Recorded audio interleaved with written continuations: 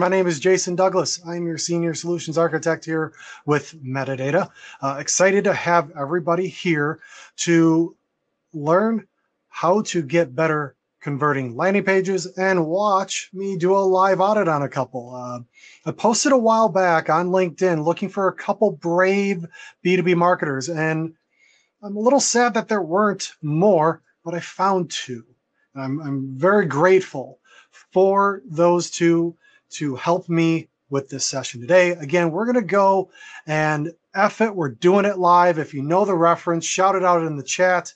No better way to prepare than just when the red light is on. So I want to first review just a few keys on what makes a landing page for B2B lead gen quality. And to preface this, I think it's time we get back to the basics. So many times we see something new and flashy. Kevin, perfect. That is exactly it. And Bill O'Reilly, one of the great orators of our generation, in a way. With marketing, we see all the new flashy things. And there's certain things about marketing, about sales, about every industry that are tried and true and stand the test of time. And I think in some ways we need to get back to that. So let's talk about what that looks like from a landing page perspective.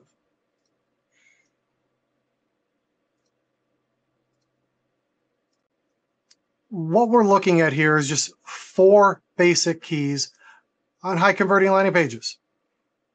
1, a clear focus on value. Like, we know what we're good at. Let's communicate that. We know what the pains are of the buyer. Let's tell them what that is and how we solve for that. If we can support that with data, fantastic. Instead of saying we are going to streamline your processes, well, great. You can do that by a second. You're technically doing it better than before. But if we can say we can streamline by 36%, that might mean something and mean a lot more to someone who understands what a 36% improvement would be. 2, 1 call to action. 1. We want to give people the option of doing or not doing. We should have set the stage for what to expect on that landing page with our ad copy, email, any source of traffic that is driving to a page. Set the stage and give people one option. Don't distract them from what you want them to do. 3, social proof. You're good at what you do. You know that. There are people who use your product or your service.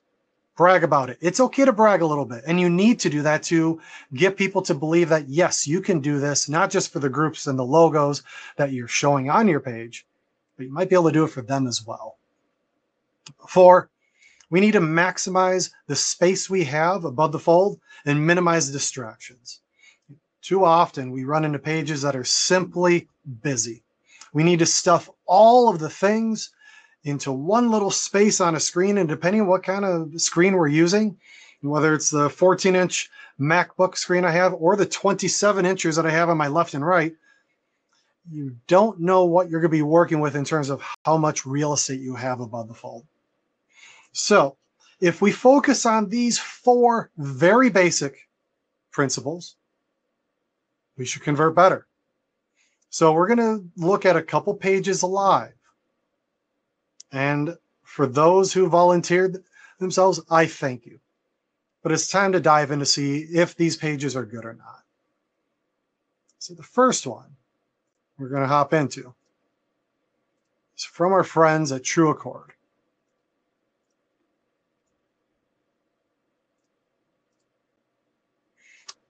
This is their primary contact us page. And when you load this page, this is what you see. Now, I can't see the checks. I'm sharing my entire screen here, so I wanted to make sure I maximized what was possible. But this is supposed to be a lead gen page. Not just because it says it in the URL here, but I know it's supposed to be. Our contact, they're a client of Metadata, full transparency. They're using this page not just with metadata campaigns. They're using it really anything. This is just the generic page. I see 1/3 of the page dedicated to the social icons. 1/3. Another third for the cookie permissions. Yes, that's important, but this seems like a lot. The navigation that's usually at the top is in the middle. I see a contact sales button or a login, or you can go to the consumer site or to all these other pages. Friction points. If this is a lead gen page, where's my form? Where do I sign up? Do I have to click contact sales? Oh, I see connect with sales here. Want to contact? Do I want to connect? I don't know. Oh, there is a form here. It was hidden by the cookie opt-in or opt-out. Like, we're missing the main thing we want people to engage with. It is above the fold, but you wouldn't know it because of the banner we have at the bottom third. Let's say someone is willing to fight through the journey a little bit. Let's say they actually click contact sales. They're brought to the same thing. What are we doing here? What are we doing here? This is a poor experience. And when our contact, Jamie told me that they've actually had leads come through. I think that's a damn miracle. If I was to engage with a page like this or land on a page like this, I'm clicking out. I'm using that X. I'm using the back button. I'm not converting. I'm not giving a group the benefit of the doubt. Oh, also, I have no clue what company I'm dealing with. Where's their logo? If you can find it, tell me. If I could tell you how to get to their Facebook page, their Twitter page, X, I mean, sorry. LinkedIn, I can get there. I can't tell you who I'm dealing with. I can't tell you how I need to convert. So what would I do?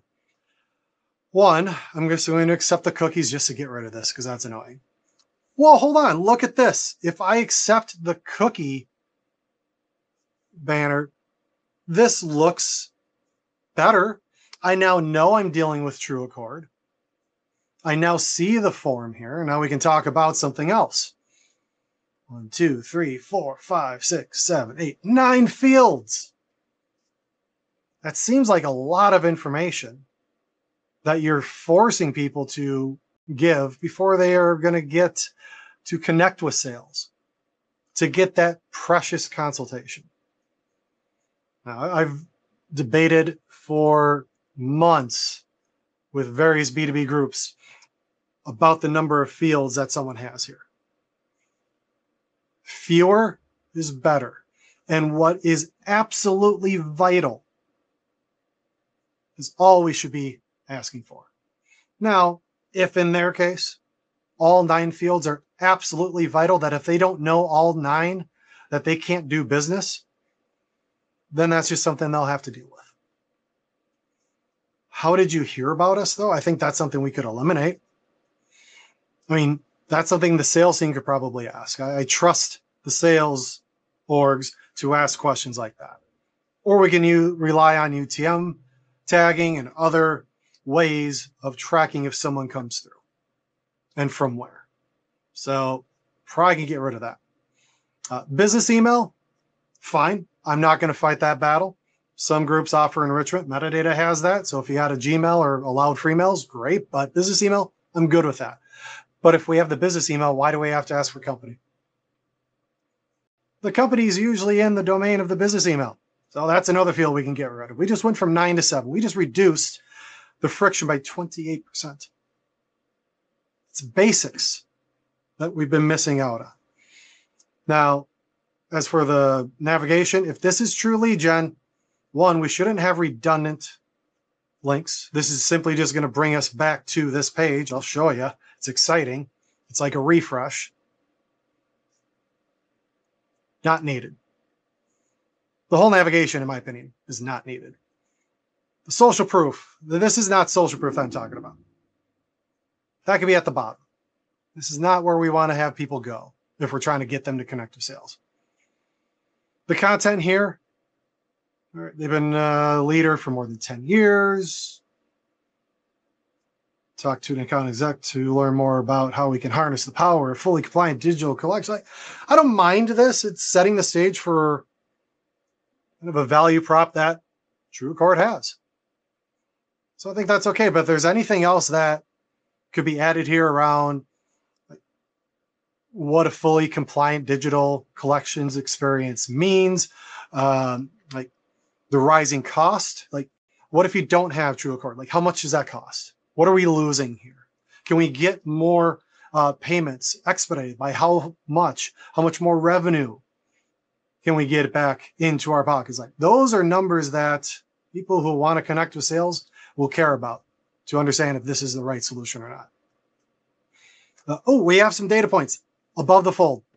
This has to be brought up. This is near the bottom. It's hidden. This is gold here, potentially. 96% of accounts resolved through self-service. Amazing. That seems like a lot of accounts. Might want to highlight that. Is that better than the industry average? Stuff like that. So in short, that cookie thing is just a disaster on this page. We're lucky that people are clicking OK on it, and whether they're accepting or not, that doesn't matter. But if the page at least looked like this initially, that's so much better than that initial piece that we saw here. So, Jamie, thank you for volunteering the page. Let's move on to the next page. This is Sophie from Municipid. Very interesting product. So they deal with government auctions. And you can either auction many things, a few things. And there's a lot that's interesting about just this page right here. This is a newer page. They just did a website redesign, which is great. You see the lovely handshake in the background that continues, continues, and continues. This is getting to be an awkward handshake. I thought COVID was supposed to prevent this from happening. It just did the knucks here. Now, the good about this page, no top navigation, minimal friction. This is very solid. It's clean. It's concise. I like that. We have 2 calls to action, though. We're letting people choose their journey. Do we want people to schedule a demo, or do we want people to sign up for free? You tell us what you want. We'll be happy with anything. I don't believe that's how it should work. This is an additional click that should not have to happen. So I schedule a demo, then a pop-up appears, hopefully. If it doesn't, this isn't good. I see the X here, so we might want to ensure. Oh, there we go. We got it. But if you have a experience where it was just clear and it didn't work, you might lose that person. So we got to be certain that this stuff is working always. Now we're allowing them to choose their journey yet again. 15-minute call, 30-minute meeting and or demo. Or if we wanted to spend an hour, all right. So we've got options, I guess. And then you go through the process to book with the Calendly. Oh, there we go. Calendly shows up, choose your time. That makes sense. Or we can sign up for free today, which now brings us to a completely different experience where now we've got to fill out a lot of information, create an account, and so on.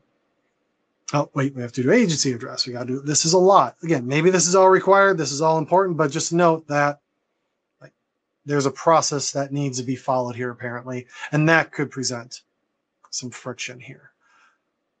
Let's go back to the page. So it's clean. We've got the forever handshake. We've got 2 calls to action, no navigation. So some good elements, some that I think would help improve conversion rates on this page. Let's see what else is here, because I can tell on the right that there's a lot of page here. So as I scroll, oh, trusted by over 6,000 government. Oh, like this stuff here. When I mention social proof, these are logos that might matter to a potential buyer to say, hey, you work with people and organizations like us. I think you could do the job for us as well. 6,000 government and schools, 50 more switching each month. Got to hop on the wave here. If you're not with us, you're missing out. I like this. Why isn't it up here? Why isn't it more visible? Like we're hoping people scroll. Not everybody notices the little bar on the right that shows you where you are on the page. Because this page is very clean, it wasn't clear to me at the beginning that there was more to this page. First glance, I was like, okay, I guess I got to choose from these 2 options. I don't know that there's this gold content. Oh, a testimonial, more social proof. This is good. Sell almost anything. So now we have a better understanding of what is allowed. through Municipid. Hennepin County, oddly enough, where I'm from, where I live. Small world here. But again, another testimonial.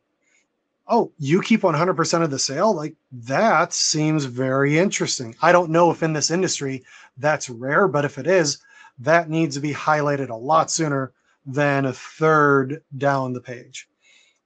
We have another testimonial. So clearly, like, something is working with Municipid and what they do for governments and schools. But we don't know that right away. Another testimonial, example, more features, stuff like that. Like, this is a mix of like a brand awareness page mixing with lead gen, where, you know, I hope Sophie wasn't forced to do this, but it sounds like someone in some group of people told Sophie, create a page that addresses this and this and this and this and this. And as long as we put it all on there, we're good, right? Probably not. Another testimonial. I like the calls to actions here in the middle or towards the bottom, like part of different areas. Like, that's pretty decent.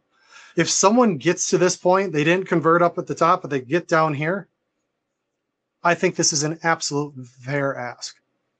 We do capture some people that are like, they've committed to this point. FAQ, okay, like, oh, more options to engage. Like, so like they're trying everything on this one page. If I was to do this a little bit differently, choose your call to action. I would probably say scheduling a demo is the most important, and I would try to have the form here instead of choosing the duration of your meeting, then choosing a time, and then going, I believe, to the form. Like, that's a lot. Put the form right here, whatever's required. Once they register and submit, then show your Calendly link.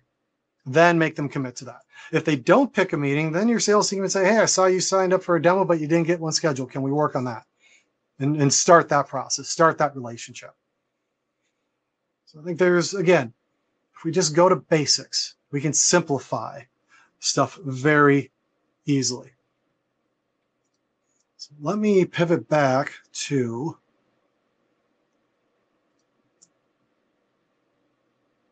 let's see, am I still sharing my screen? If I'm sharing my screen, oops. But anyway, let's talk about what's going on here. Yeah.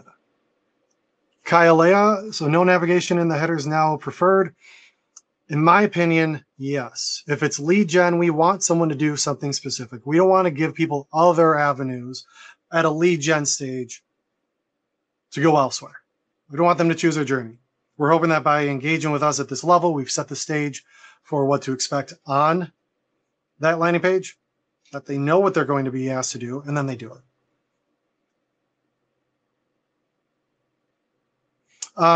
May asking, in your experience with clients, do you need permission to add logos?